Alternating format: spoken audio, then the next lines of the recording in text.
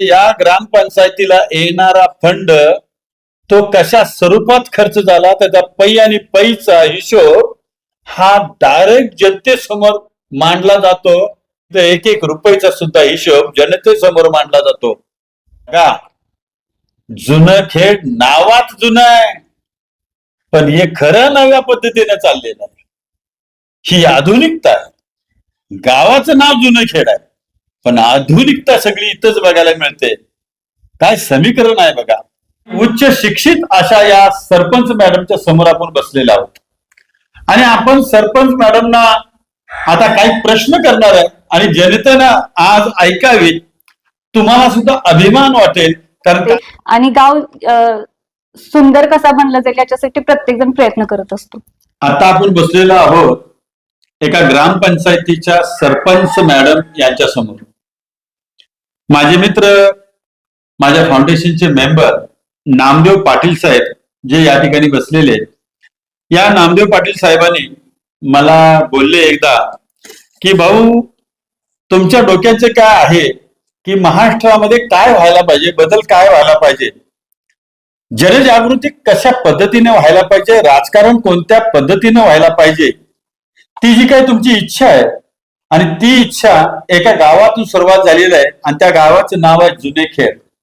वाळवा तालुका सांगली जिल्ह्यातल्या जुने खेड मधनं ही सुरुवात झालेली आहे. आणि जर का तुम्ही जुने खेड या गावामध्ये येऊन सरपंच मॅडमांशी चर्चा केलात आणि त्यांचा एक व्हिडिओ तयार करून तर तुम्ही जनतेच्या माहितीसाठी टाकलात, तर निश्चितपणे महाराष्ट्रातल्या काही ग्रामपंचायतींनी सुरुवात जर केली तर हळूहळू आपला महाराष्ट्र बदलायला वेळ लागणार नाही. आणि ही गोष्ट मला ऐकल्यानंतर मी या गावच्या सरपंच मॅडम या उच्च शिक्षित आहे की ज्यांचं नाव आहे प्रियांका पाटील, या बी इलेक्ट्रॉनिक्स इंजिनियर आहेत आणि उच्च शिक्षित अशा या सरपंच मॅडमच्या समोर आपण बसलेलो आहोत आणि आपण सरपंच मॅडमना आता काही प्रश्न करणार आहे आणि जनतेनं आज ऐकावी. तुम्हाला सुद्धा अभिमान वाटेल, कारण काही गोष्टींची चर्चा मी यापूर्वी केलेली. तर मॅडम नमस्कार. नमस्कार भाऊ. नमस्कार मॅडम, जरा आपला परिचय माझ्या दर्शकांना द्या. नमस्कार, मी जुनेखेड गावची लोकनियुक्त सरपंच सौ प्रियांका राहुल पाटील वाळवा तालुक्यातून आहे. मॅडम, या गावामध्ये मला नामदेव पाटलांनी सांगितले की या गावचा जो काही कारभार होतो त्याचा लेखाजोखा जो होतो तो पै आणि पैशाचा तुम्ही जनतेसमोर मांडता, ते कशा स्वरूपात मांडतात? आता आम्ही जेव्हा सुरुवातीला या ग्रामपंचायतीमध्ये आलो तेव्हा आमच्या डोक्यात असं होतं की पारदर्शकता असावी, त्याच्यामध्ये आम्ही रुपया आला कसा व तो खर्च झाला कसा याच्यासाठी आम्ही डिजिटल फ्लेक्स बनवले, बॅनर बनवले, ज्याच्यामध्ये गावातील प्रत्येक व्यक्ती म्हणजे जे सुजाण नागरिक आपले लहान मोठे सर्वजण हा हिशोब बघू शकतात आणि त्याच्यामध्ये त्यांना प्रत्येक म्हणजे ग्रामपंचायतीत पैसा कुठल्या माध्यमातून येतो, 15 वित्त आयोग असेल, पाणी पुरवठा असेल, परत आपला ग्रामनिधी असेल, त्याच्यातून पैसे कसे येतात आणि त्याचा ही ग्रामपंचायत म्हणजे मी असेल, माझे सहकारी त्याचा वापर कसा करतात, गावासाठी त्याच्यातून काय सोयी सुविधा उपलब्ध करतात याचा लेखाजोखा आम्ही पूर्ण गावासमोर मांडतो. बघा, महाराष्ट्रामधली मला पहिली ग्रामपंचायत दिसून आली की या गावामध्ये या ग्रामपंचायतीला येणारा फंड तो कशा स्वरूपात खर्च झाला त्याचा पै आणि पैचा हिशोब हा डायरेक्ट जनतेसमोर मांडला जातो. एक अभिमानाची गोष्ट आहे. या गावाचा आदर्श घेण्यासारखी गोष्ट बनलेली आहे की एवढा लेखाजोखा बॅनरबाजी करणं. अरे, अनेक ठिकाणी बघितलं की माहितीचे अधिकार टाकून सुद्धा एखाद्या प्रकरणामध्ये केलेल्या खर्चाचा तपशील मिळत नाहीये, पण इथं एक एक रुपयाचा सुद्धा हिशोब जनतेसमोर मांडला जातो. तर ही अत्यंत महत्वाची गोष्ट आहे. मॅडम, मला आणखी एका प्रश्नाचं उत्तर द्या की या गावामध्ये स्वच्छता आणि आरोग्य याच्या बाबतीत आपण काय उपाययोजना केलेली? स्वच्छतेसाठी आता गेल्या 3 वर्षात आमची टीम, ग्रामपंचायतची टीम आणि गावातील तरुण मुलं परत लहान मुले सुद्धा याच्यामध्ये इन्व्हॉल्व्ह होतात आणि 2 तास गावासाठी वेळ देतात. 2 तास जरी म्हटलं असलं तरी पूर्ण म्हणजे एक 5-6 तासाचा पिरियड असतो. त्याच्यामध्ये गावात म्हणजे चौकातली स्वच्छता होते, मंदिरातली स्वच्छता केली जाते आणि गाव सुंदर कसा बनला जाईल याच्यासाठी प्रत्येक जण प्रयत्न करत असतो. कोणत्याही ठिकाणी मॅडम जनतेचा सहभाग जेव्हा होतो तेव्हा गावाची प्रगती होते. मी तुम्हाला धन्यवाद देऊ इच्छितो की तुम्ही तो प्रयत्न करताय आणि जनतेला त्याच्यामध्ये सामावून घेतलं.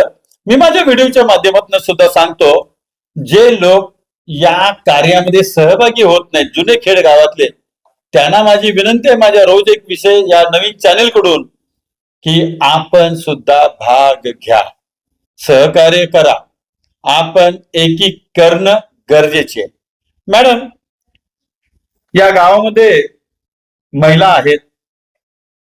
अनेक ह्याच्यामध्ये मी कागदोपत्री वाचतो की महिलांचं सक्षमीकरण व्हायला पाहिजे. सक्षमीकरण महिलांचं व्हावं या दृष्टिकोनातून तुमच्या काय उपाययोजना आहेत का? आता खेडेगावामध्ये काय आहे, बचत गट ही एक शक्तीस्थान आहे म्हणजे महिलांच्यासाठी. त्याच्यामध्ये बचत गटाच्या माध्यमातून आमच्या CRP असतील, परत त्यांची टीम असेल, ती गावातल्या महिलांना आर्थिक सहाय्य करते. त्याच्यातून कमी व्याजदराच्या ह्याच्यात उद्योग व्यवसायांना चालना मिळाली आहे. बरेच उद्योग व्यवसाय चालू झालेले आहेत. त्याच्यामध्ये चिक्की व्यवसाय आहे, पापड उद्योग आहे आणि ह्याच्यामध्ये जे सरस वगैरे भरतात बचत गटाचे, त्याच्या माध्यमातून लाखो रुपयापर्यंत त्यांनी म्हणजे नफा मिळवलेला आहे आणि इतकं त्यांची प्रेरणा घेऊन अजूनही इतर महिला त्याच्यामध्ये त्यांचे प्रयत्न चालू आहेत. अच्छा, म्हणजे तुम्ही महिलांच्या सक्षमीकरणासाठी सुद्धा प्रयत्न करता. या गावामध्ये जिल्हा परिषदची शाळा वगैरे आहे का? हो, आहे. या शाळेमध्ये तुमची मुलं शिकतात की बाहेर शिकतात? नाही, माझी मुलगी जी आता 3रीला आहे, जेव्हा आम्ही ह्या ग्रामपंचायतीच्या ह्याच्यात आलो तेव्हा पहिला फुकट शिक्षण होता आणि त्याच्यामध्ये जेव्हा ऍडमिशन घ्यायचं चाललेलं, आमचीच मुलगी आम्ही म्हणजे धाडस करून घातलं किंवा तेव्हा एवढी व्यवस्था म्हणजे तिथं नव्हती. पण मॉडेल स्कूल अंतर्गत होतं तरी पण फक्त त्याच्यात एक हे ठरलेलं की गरिबांचीच मुलं तिथं शिकतात आणि तेवढा दर्जा दिला जात नाही अशी मानसिकता लोकांच्या तयार झालेली. ती मानसिकता बदलण्यासाठी आम्ही स्वतः आमची मुलगी तिथं घातली आणि मला असं म्हणजे आनंद होतोय की शिक्षणाचा दर्जा खरंच तिथं चांगला आहे. आणि मला एक माझ्या गावकऱ्यांना आवाहन करायचंय की ह्याच्यामध्ये त्यांनी आपली मुलं इथं घालावीत आणि आपल्या शाळेला, जी आता तुम्ही पालक म्हणून या शाळेत आधी शिकलाय, तर त्याचं एक ऋण म्हणून आपल्या मुलांनाही इथं घालावं. आम्ही ग्रामपंचायत पूर्ण जबाबदारी घेतोय शाळेची. तिथं काही भौतिक सुविधांची गरज असेल तर पूर्ण वेळ आम्ही तिथं असतो. काही आधी मागच्या महिन्यातच तिथं नळ वगैरे तुटलेले, तर आम्ही स्वतःच जाऊन आमचे संजू काका पाणी पुरवठा विभागाचे आहेत त्यांना सांगितलं, तर त्यांनी लगेच त्याच दिवशी दुपारीच ते सगळं बदलून पाण्याची सुविधा वगैरे केली. आणि अजून याच्यात डेव्हलपमेंटला खूप वाव आहे. जिल्हा परिषद शाळेमध्ये कंपाऊंड करणं असेल किंवा काय सुरक्षिततेच्या दृष्टीने वेगवेगळे म्हणजे विषय डोक्यात आहेत. फक्त त्याच्यासाठी थोडासा लोकांचं सहकार्य मिळालं तर खूप चांगलं होईल. आणि मला असं वाटतं की गावातलं जर प्रत्येक मूल इथं शिकलं तर जे जिल्हा परिषदेचं जुनं वैभव आहे ते त्याला प्राप्त होईल आणि म्हणजे आपलं गाव म्हणून शिक्षणाच्या दृष्टीने खूप चांगल्या पातळीवर जाईल. बघा, आतापर्यंत अनेक पुढारी राजकीय लोक स्वतःच्या मुलांना इंग्लिश मिडियमला वगैरे घालतात आणि दुसऱ्याला सल्ला देतात. मॅडमनी स्वतःच्या मुलीला आधी जिल्हा परिषद मध्ये घातलेला आहे आणि मग तुम्हाला आवाहन करतात की जिल्हा परिषदच्या शाळेमध्ये आपण आपली मुलं घालूया आणि त्याचा दर्जा सुधारूया. तर तुमचं या बाबतीत मी अभिनंदनच करतो. पण मॅडम, आणखी एक गोष्ट जर बघितली तर या गावामधलं पर्यावरण फार महत्वाचं आहे. गावाच्या उन्नतीसाठी पर्यावरणावर लक्ष देणं फार गरजेचं आहे. तर पर्यावरण वाचवण्यासाठी तुमच्याकडून काय प्रयत्न झालेत का? आता पर्यावरणासाठी म्हणलं तर जी टीम आहे ती वृक्षारोपण केलेलं आहे. त्याच्यामध्ये आम्हाला एका व्यक्तीने 10 ते 12 फुटांची झाडं दिलेली, 100 झाडं दिलेली. त्याच्यामध्ये जी टीम आहे ती पूर्ण त्या झाडांना म्हणजे आठवड्यातला 1 दिवस पाणी घालणे किंवा त्याचं संगोपन करणे, म्हणजे याच्यासाठी वेळ देऊन त्याची काळजी घेतली जाते. दुसरी गोष्ट, जे आता गावात एखादी व्यक्ती मयत झाली तर त्याच्या अस्थिचं विसर्जन जी ह्याला नदीत वगैरे सोडलं जातं, ते त्याच्यात नदीचं प्रदूषण होतं. हे थांबवण्यासाठी त्या असती ह्याच्यात त्याच्यात वृक्षारोपण करून त्या व्यक्तीची पण ती आठवण म्हणून राहिली जाते आणि प्लस ते एक निसर्गाची हानी होण्यापासून वाचवलं जातं. बर, बघा माझ्या दर्शकांना मी सांगतो किती महत्वाचा मुद्दा मॅडमनी उचललेला आहे की एवढ्या छोट्याशा लोकसंख्या असणाऱ्या गावामध्ये एक उच्च शिक्षित अशी सरपंच महिला बनल्यानंतर त्याचा काय फायदा होऊ शकतो, शिक्षणाचं किती महत्व आहे, यांचे विचार किती उच्च आहेत बघा.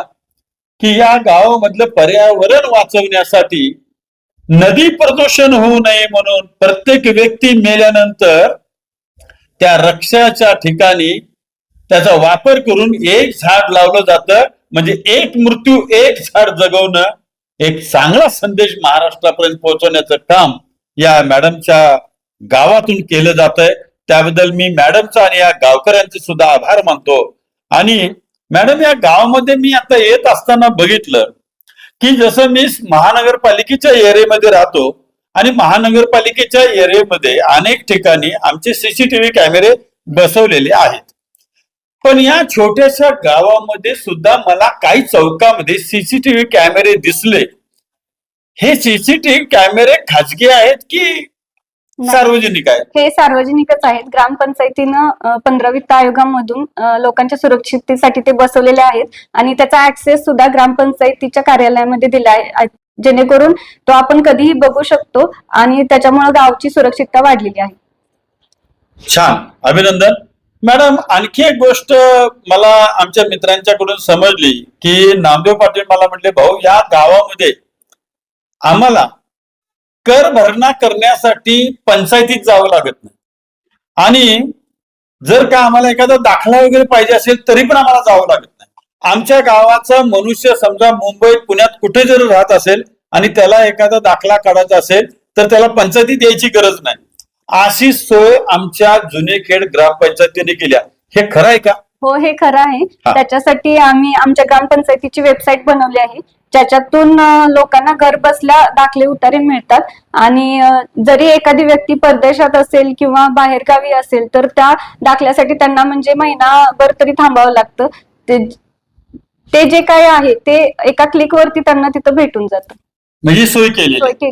बघा, जुनं खेड नावात जुनं आहे पण हे खरं नव्या पद्धतीने चाललेलं आहे. ही आधुनिकता आहे.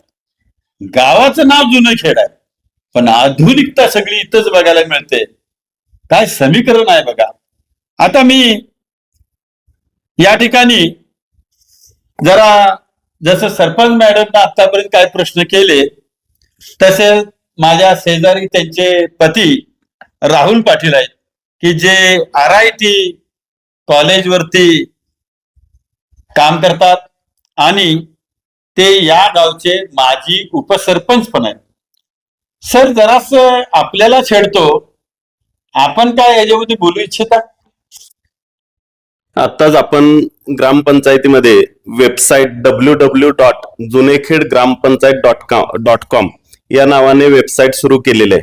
यात आता काही सुविधा आपण दिलेल्या आहेत. त्यात काही प्रमुख दाखले हे ऑनलाईन मिळतात, जेणेकरून एखादा व्यक्ती बाहेर असेल, सपोज मुंबईला असेल, त्यानं जरी रिक्वेस्ट टाकली त्याच्यामध्ये तर त्याला एका आठवड्याच्या आतमध्ये दाखले मिळतात.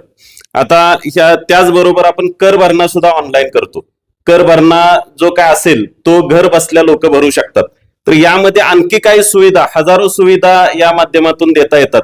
तर त्याचंही काम चालू आहे.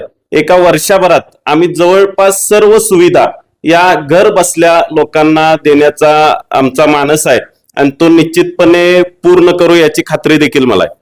वा, बघा राहुल पाटील सर एका कॉलेजवरती प्राध्यापक असून सुद्धा माझी उपसरपंच म्हणून काम पाहिलेलं आहे, अनुभव आहे कामाचा आणि उच्च शिक्षित अशा या सरपंच मॅडम त्यांच्या सुविद्य पत्नी आहेत आणि त्यांच्या शिक्षणाचा उपयोग सुद्धा या गावासाठी करत असताना मी मॅडम आणखी एका प्रश्नाला तुम्हाला छेडतो, ते म्हणजे या गावामध्ये जे काही लोक आहेत यांच्या शारीरिक फायद्यासाठी काय जिम वगैरे करणं हे तुमच्या काय डोक्यात आहे का, विचारात आहे का? हो, तसं आहे. आता कसं आहे, शुगर, बीपी ह्या गोष्टी माणसाला तर म्हणजे 60 नंतर, तसं म्हणण्याआधी 40 नंतरच चालू होतात. तर त्याच्यासाठी ओपन जिम ही एक कल्पना डोक्यात आहे. त्याच्यासाठी म्हणजे आपलं भैरवनाथ मंदिर असेल, महादेव मंदिर असेल, तिथं ते करण्याचा मानस आहे. अच्छा, मी आता तुम्ही 2 मंदिरांची नावं घेतली, भैरवनाथ मंदिर आणि महादेव मंदिर. या ठिकाणी मी आता येताना बघितलं तर जागा खूप आहे. जागा. त्या ठिकाणी आणखी काय डेव्हलपमेंट करायची का डोक्यात इच्छा आहे? हो, तिथं सुशोभीकरण पण करण्याचं हे आहे, मानस आहे. आणि प्लस नाना नानी पार्क, जे आता चांगली चांगली गाव आहे तिथं आम्ही बघितलेलं आहे. तर तसं इथं केलं तर म्हणजे लहान मुलांचा पण वेळ जाईल आणि जे ज्येष्ठ नागरिक आहेत त्यांच्यासाठी पण सोयी उपलब्ध होतील. ओके. आता जर बघितलं तर मॅडम, मी महाराष्ट्राच्या कानाकोपऱ्यातनं बघतो की अनेक ठिकाणचे रोड हे केले जातात आणि अवघ्या महिन्यात 2 महिन्यात तो रोड होता की नाही अशी अवस्था चाललेली आहे. आणि जनता सुद्धा त्याला ऍक्सेप्ट करायला लागलेली आहे की कोणताही रोड 25 लाखाचा असू दे, 50 लाखाचा असू दे, कोटीचा असू दे, तो रस्ता काही महिन्यासाठी राहतो आणि तो उकडून जातो. मग आपल्याही गावामध्ये जर तुम्ही काही डेव्हलपमेंट रस्त्याच्या बाबतीत करणार असाल तर जसं महाराष्ट्रात चाललंय तसंच करायची इच्छा आहे की तुमच्यात काय बदल करण्याची इच्छा आहे? सर, तुम्ही बोलताय सर. याचं उत्तर मी देतो. आताच आम्ही अंडरग्राऊंड ड्रेनेज हे 100% गावामध्ये अंडरग्राऊंड ड्रेनेज करण्याची योजना आम्ही ग्रामपंचायत मध्ये आल्यापासून हाती घेतलेली होती. जवळपास आता 70% काम पूर्ण झालेलं आहे. राहिलेले 30% काम पूर्ण झाल्यानंतर आमचा पहिलं मेन काम त्यानंतरच असेल की गावातले रस्ते पक्के, ट्रिमिक्स आणि जवळपास M25 ते 30 या चांगल्या ग्रेडच्या कॉन्क्रीटचे करण्याचा आमचा मानस आहे. त्याचबरोबर तो रस्ता नंतर कुठल्या इतर कारणासाठी, पाईपलाईनसाठी असेल किंवा इतर कारणासाठी फुटू नये त्यासाठीच्या सोयी सुविधा देखील त्याच्या पूर्वी बनवून चांगल्या प्रतीचे रस्ते देण्याचा हा आमचा भविष्यातला मानस राहील. वा सर, तुम्ही त्या कॉन्क्रीट रस्त्याच्या ग्रेड बाबत सुद्धा बोललात. याला म्हणायचं खरीच पारदर्शकता. क्वालिटी कोणती करणार याचं नाव सुद्धा सांगतात. विचार करा, एक छोट गाव आहे, हे महाराष्ट्रातल्या नगरपालिका असोत, ग्रामपंचायती असोत, पंचायत समिती असोत, काही असो, हीच पारदर्शकता तुम्ही पण ठेवली पाहिजे. आणखी एक मला गोष्ट बोलायची आहे. आम्ही ग्रामपंचायत मधला जो 15 वित्त आयोगाचा निधी असतो त्या निधीमधला जो काही बांधकाम रिलेटेड जो विषय असेल तो आम्ही ग्रामपंचायतीच्या वतीने एका ठेकेदाराला देतो, संबंधित ठेकेदाराला. आणि ते काम ग्रामपंचायतीतले सर्व सरपंच सदस्य त्याचबरोबर गावातील तरुण हे एकत्रित येऊन ते काम करून घेतात. आणि त्या काम केल्यानंतर जो काय त्यातून नफा राहतो, 10 ते 15% जो नफा राहतो, तो नफा हा आपण गावातल्या चांगल्या कारणासाठी वापरतो. त्यामध्ये सुद्धा इतर बांधकाम प्रकारातली काही कामं होतात. पहिल्या वर्षी आम्ही जवळपास यातून 3 लाख रुपये वाचवलेले आहेत आणि त्यामध्ये शासकीय इस्टिमेट नुसार जवळपास 6 लाखाचं आम्ही काम ग्रामपंचायत जुनेखेड ते प्रताप चौक जुनेखेड इथे अंडरग्राऊंड ड्रेनेज त्याचबरोबर ट्रिमिक्स कॉन्क्रीटचा रस्ता आम्ही या राहिलेल्या पैशातून केलेला आहे. धन्यवाद सर. मॅडम जी, तुमचा खूप वेळ घेतोय, पण मी वेळ का घेतोय तर मला संपूर्ण महाराष्ट्रात तुमची कामगिरी दाखवायची आहे. कारण मला जे पाहिजे ते तुमच्या इथं भेटा लागलंय. या महाराष्ट्राला जे गरजेचं आहे ते भेटा लागलंय आणि तुमचा आदर्श घेऊन महाराष्ट्रानं सुरुवात करावी. म्हणून मी आणखी 1-2 प्रश्नावर तुम्हाला त्रास देतोय म्हणायला हरकत नाही. मला एक सांगा, तुमच्या गावामध्ये काय क्रीडांगण वगैरे आहेत का? हो, क्रीडांगण आहेत, पण त्याची डेव्हलपमेंट बाकी आहे. आमची ही बाकीची कामं झाल्यानंतर आम्ही त्याच्यावरती फोकस करणार आहे आणि ह्याच्यामध्ये जास्तीत जास्त सोयी सुविधा कशा देता येतील हे बघणार आहे. आणि ह्याच्यातून म्हणजे जी खेळाडू आहेत, क्रिकेटर्स असतील किंवा इतर खेळातली जी खेळाडू असतील त्यांना त्याचा फायदा होईल. मॅडम, ही क्रीडांगण तुम्ही डेव्हलप करण्याच्या दृष्टीनं विचार विनिमय आहे, पण त्याला लागणारा फंड फार महत्वाचा आहे राहुल सर. तर मी सांगतो की तुमचा तालुका तसा हा सुजलाम सुफलाम अनेक उद्योगधंदे या ठिकाणी आहेत, अनेक मोठमोठे कारखानदार आहेत आणि त्यांच्याकडं जे काही मोठे कारखानदार आहेत त्यांच्याकडचा एक ठराविक पर्सेंट हिस्सा हा अशा यांना देणं त्यांना बंधनकारक आहे. अशा कारखान्यांची यादी तुम्हाला युट्यूबच्या माध्यमातून वगैरे भेटेल. तर ती यादी घ्या, तुमच्या तालुक्यामध्ये असणाऱ्या अशा कारखानदारांना आपल्या पत्रान्वये कळवा की तुम्ही आमच्या या गावच्या या क्रीडांगणाला लागणारा खर्च तुमच्या फंडातून द्यावा, कारण तो बंधनकारक आहे, कायद्यामध्ये आहे. आणि अशा फंड देणाऱ्या कंपन्यांची नावे तुम्हाला उपलब्ध करून मिळाली तर तो फंड तुम्हाला इथं वापरता येईल. तर सर तुम्ही तो प्रयत्न करावा असं मी तुम्हाला एक सुचवतोय. आणि त्यानंतर तुम्हाला एक प्रश्न करतोय की मॅडम तुमचं शिक्षण तुम्ही सांगितलं की बीई इलेक्ट्रॉनिक्स इंजिनियर. आज बीई इलेक्ट्रॉनिक्स इंजिनियर असणाऱ्या महिला सरपंच म्हणून तुम्ही काम करत असताना तुमच्या शिक्षणाचा उपयोग या गावामध्ये कोणत्या तरी एका कार्यामध्ये निश्चितपणे करता येण्यासारखा आहे, ते मी सांगणार नाही. पण तुम्ही सांगा इलेक्ट्रॉनिक्स या माध्यमाला जोडून गावासाठी कोणती योजना तुम्ही करू शकता की जे गाव त्याला बघून खुश होईल. मला एक वाटतं की जेव्हा माणूस शहरात जातो तेव्हा रात्रंदिवस सारखाच असतो. म्हणजे रात्रीचा तो प्रकाश, तिथलं ते वातावरण जसं असतं तसं मला असं वाटतं की मी एक इलेक्ट्रॉनिक्स इंजिनियर आहे, तर जे LED लाइटिंग असेल ते आमच्या इथं व्हावं आणि त्याच्यातून म्हणजे माझं गाव सुद्धा रात्रीचं सुद्धा चमकावं असं वाटतं. तर त्याच्यासाठी आम्ही नक्की प्रयत्न करू. त्याचबरोबर त्यातली जी वीज निर्माण होणार आहे ती कमीत कमी वीज आणि सर्व वीज ही सोलरच्या माध्यमातून निर्माण करून आम्ही त्या विजेचा वापर हे गाव लक्क करण्यासाठी करण्याचा आमचा मानस आहे. वा वा वा, अभिनंदन. बघा मॅडम, राहुल सरांची साथ आणि राहुल सरांचे विचार सुद्धा तुमच्या पाठीचे आहेत. आज मी सांगतो की सोलरवर अनेक आपल्याकडं योजना आहेत आणि ग्रामपंचायतीसाठी पण फार योजना आहेत आणि आपण नव्यानं ग्रामपंचायत बाजूला बांधायचं नियोजन चाललेलं आहे आणि त्याच्यावरच्या रूप सोलरला जर तुम्ही केलं तर त्याची वीज ही तुमच्या पंचायतीला पण वापरता येईल आणि राहिलेली वीज ही स्ट्रीट लाईट म्हणून सुद्धा वापरता येईल. फक्त मी एवढंच सांगतो की छोटे छोटे पोल उभा करून त्या पोलवरच असणारी जी स्ट्रीट लाईट असते याची सोलरची ती मात्र बसवू नका. तुम्ही बघता या गावामध्ये येत असताना अनेक रोडवरती वस्त्याच्या ठिकाणी ती सोलर व्यवस्था केलेली आहे. क्षणिक आहे, क्षणिक. वर्ष 6 महिने सुद्धा त्याची लाईफ नाही आहे. सगळा पैसा मातीत आहे. बघत राहा, तुम्हाला ते बघायला मिळेल. असा पैसा मातीत जनतेचा घालायचा नाहीये. तुम्ही रूप सोलर अशी सिस्टम बनवा. आधुनिकता भरपूर आलेली आहे, त्याचा उपयोग करून याचा वापर करावा असं म्हणतो. आणि मॅडम शेवटचा एक प्रश्न, या गावामध्ये मी जेव्हा एंट्री केली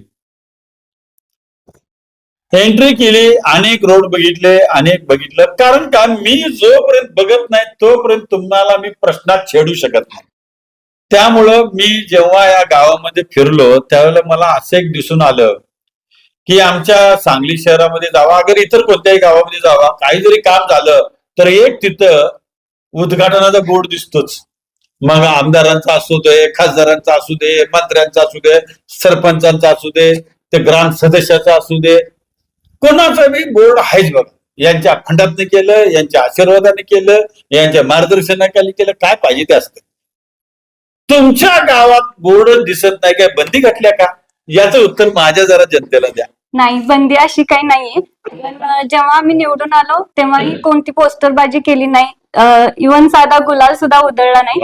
तर फक्त भैरवनाथाच्या दर्शनाने या गावाच्या म्हणजे कामकाजाची सुरुवात झाली. आणि एक म्हणजे स्वतःसाठी तो नियमच होता, म्हणजे त्याच्या असं काही बंधनकारक नव्हता. पण जे काही आपण बॅनरसाठी किंवा पोस्टरसाठी जो खर्च करतो तोच पैसा जर माझ्या गावासाठी वापरला गेला तर माझ्या गावात अजून काहीतरी नवीन डेव्हलपमेंट होईल, हा फक्त विचार होता. आणि त्याच्यासाठी सर्व टीमनं पण आम्हाला खूप चांगलं सहकार्य केलं. मॅडम बोलणार आपण सर, बोला. याचबरोबर आम्ही जे आता फ्लेक्स करतो गावामध्ये, हे सर्व फ्लेक्स सुद्धा लोकवर्गणीतून असतात. आणि त्याचबरोबर लोकसहभागातून आमच्या गावामध्ये खूप अशी कामं झालेली आहेत.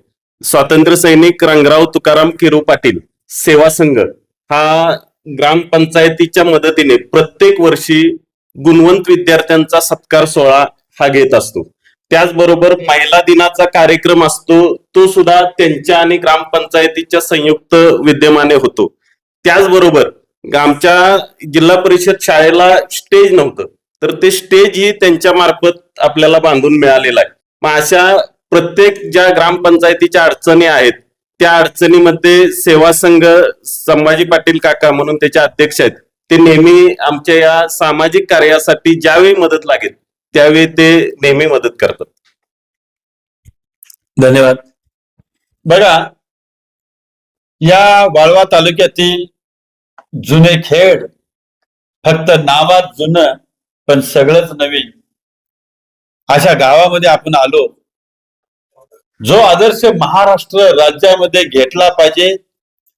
माणसांच्यात विचार हा रुजला पाहिजे आणि तो विचार खऱ्या अर्थाने या गावामध्ये रुजतोय आणि तो रुजतोय असं मला समजल्यानंतर सरपंच मॅडम यांची मी मुलाखत घेऊन आज महाराष्ट्राच्या जनतेसाठी मी प्रसारित करतो. या गावचा आदर्श, या ठिकाणी चाललेल्या कामाचा आदर्श तमाम महाराष्ट्रातील राजकीय लोकांनी, सामाजिक लोकांनी घ्यायला पाहिजे. आणि या ठिकाणी सरपंच मॅडम आणि त्यांच्या सहकार्यामध्ये असणारा जो ग्रामपंचायतीमध्ये निवडून आलेला स्टाफ, या सर्व लोकांनी एकत्रितपणे जो काय कारोबार चालवलेला आहे, गावचा विकास हेच ध्येय समोर डोळ्यासमोर ठेवून जे काय सुरुवात केली आणि तो आदर्श मी या महाराष्ट्रापुढे या व्हिडिओच्या माध्यमातून मांडत आहे. तमाम माझ्या दर्शकांना मी विनंती करतो की आपण हा व्हिडिओ पाहिल्यानंतर आमच्या या कर्तव्यदक्ष सरपंच मॅडमना आणि त्यांच्या सहकार्यांना धन्यवाद द्यायचे असतील, सूचना करायच्या असतील तर तुम्ही निश्चितपणे तुमच्या प्रतिक्रिया या व्हिडिओच्या खाली कमेंट्स मध्ये द्याव्यात असे मी आपल्याला विनंती करतो. आणि हा व्हिडिओ महाराष्ट्राच्या कानाकोपऱ्यात पोहोचावा म्हणून तो इतरांना, इतर ग्रुपमध्ये तुम्ही फॉरवर्ड करावा अशी मी रोज एक नवीन विषयाकडून मी सचिन भाऊ कदम आपल्याला विनंती करतो आणि थांबतो. जय हिंद, जय महाराष्ट्र.